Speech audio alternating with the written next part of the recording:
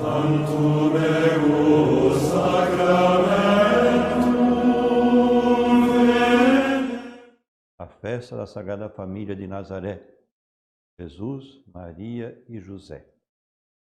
E nesse ano do ciclo B na liturgia, a festa de hoje traz como evangelho o texto de São Lucas, que narra a apresentação de Jesus no templo. A primeira coisa que nós observamos é que José e Maria, profundamente religiosos, cumpridores do projeto de Deus. O fato deles levarem o menino Jesus para ser apresentado no templo demonstra para nós essa verdade, né? A prática religiosa de Maria e José.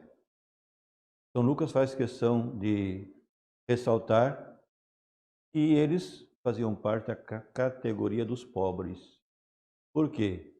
Ao apresentar o menino no templo, era preciso fazer uma oferta. E os pobres, então, ofertavam um par de rolas ou 2 pombinhos.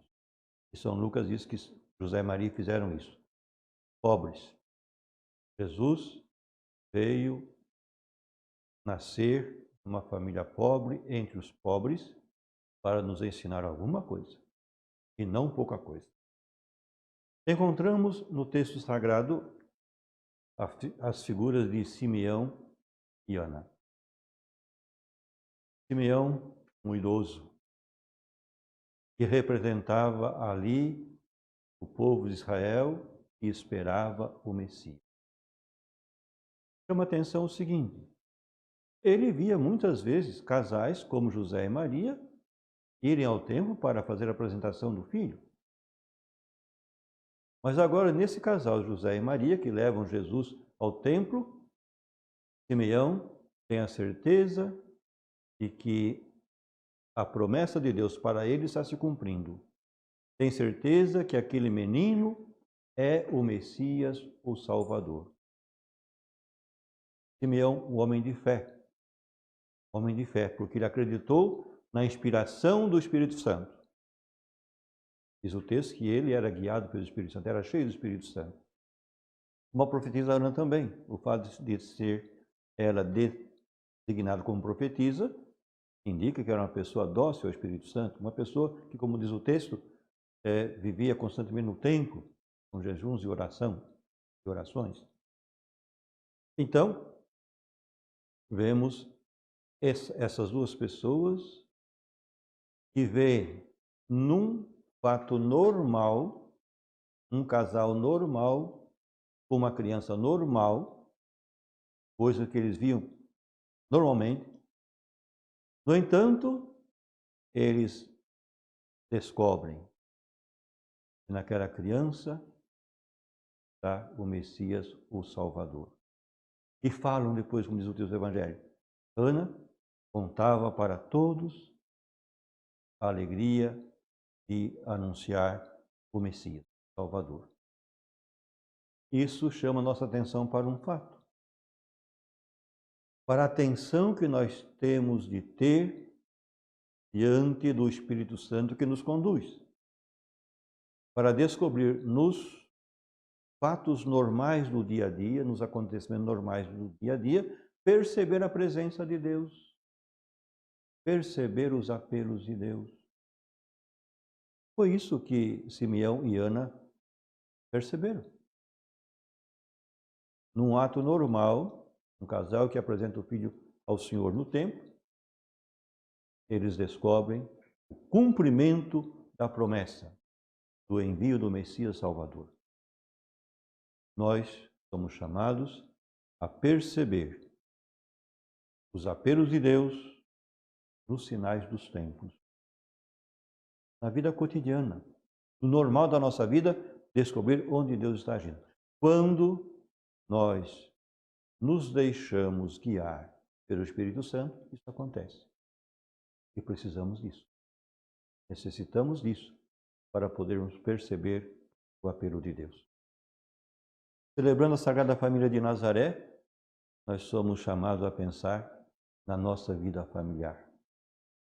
A vida familiar de Jesus, Maria e José é apresentada para nós hoje como modelo. Modelo de escuta de Deus, modelo de oração, modelo de comprometimento de um com o outro, modelo de serviço, modelo de prática religiosa, modelo de fidelidade ao plano de Deus. A Sagrada Família de Nazaré hoje nos inspira e nos ensina a vivermos bem a nossa vida familiar, espelhando a nossa vida familiar na experiência da Sagrada Família. São Paulo VI, um dia lá em Nazaré, fez uma alocução muito bonita que nós temos na liturgia das horas, na festa da Sagrada Família, como segunda leitura no ofício das leituras, e quero partilhar com você essa palavra de São Paulo VI, pronunciada no dia 5 de janeiro de 1964, quando Paulo VI visitou a Terra Santa. Em Nazaré, ele quis aprender algumas lições. E então, ele dizia: Nazaré é a escola onde se começa a compreender a vida de Jesus. A escola do Evangelho. É assim que Paulo VI vê Nazaré, escola do Evangelho. Aqui se aprende a olhar, a escutar, a meditar e penetrar o significado tão profundo e tão misterioso dessa manifestação tão simples, tão humilde e tão bela do Filho de Deus. Talvez se aprenda até insensivelmente a imitá-lo. Olha que bonito. Aqui se aprende o método que nos permitirá compreender quem é o Cristo.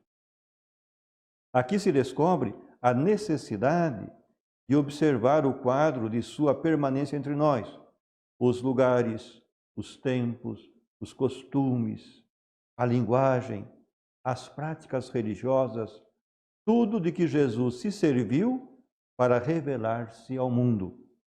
Aqui tudo fala, tudo tem um sentido. Aqui, nessa escola, compreende-se a necessidade de uma disciplina espiritual para quem quer seguir o ensinamento do Evangelho e ser discípulo do Cristo.